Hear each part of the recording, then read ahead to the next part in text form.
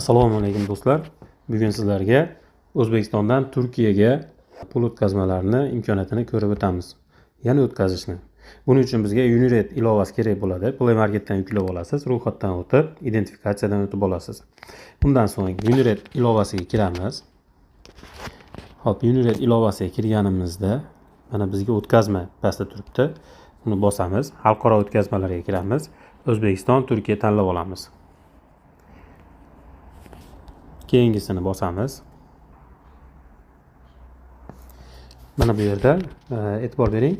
So'm yoki turk lirasini tanlab olishimiz mumkin.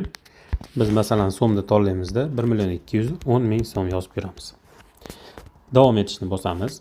IBAN raqami orqali, wallet raqami orqali naqd pul yuborish yoki Visa kartaga o'tkazish imkoniyatlari bor. Biz aynan IBAN raqami orqali yuboramiz. Chunki bu ancha oson. IBAN raqamini qayerdan topishni ham o'rgatib qo'yaman. Ketdi, bo'lmasam boshladik. Mana bu yerda qarang, qabul qiluvchining kartasi. Bizda ushbu kartaga pul o'tkazish imkoniyati yo'q, lekin IBAN orqali o'tkazish imkoniyati bor. E'tibor bering, kartaning eng pastida TR bilan, ya'ni TR bilan 6300 qilib boshlangan raqam aynan IBAN raqami hisoblanadi. Biz o'sha bo'yicha o'tkazamiz va ushbu kartaga pul borib tushadi. Boshladik. Ismi, familiyasi. Ismi, familiyasi va IBAN raqami.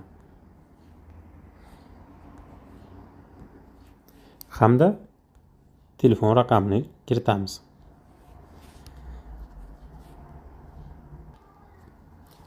Davom etishni bosamiz. Mana bu joyda ilova biriktirilgan to'lov kartangizni tanlaysiz. Bu joyda davom etishni bosasiz. O'tkaziladigan summaga e'tibor berib oling. Umumiy summa 4224 turk lirasi tushadi, deyapti. Kelgan kod bilan operatsiyani tasdiqlaymiz. E'tibor bering. Statusi jarayonda turibdi. Ushbu joydagi to'lov ma'lumotlarini screenshot qilib yoki ulashish bilan o'tkazib berishingiz mumkin bo'ladi. Sizlarga tanishtirib o'tmoqchi bo'lgan ushbu qulaylik mana shu edi buguncha.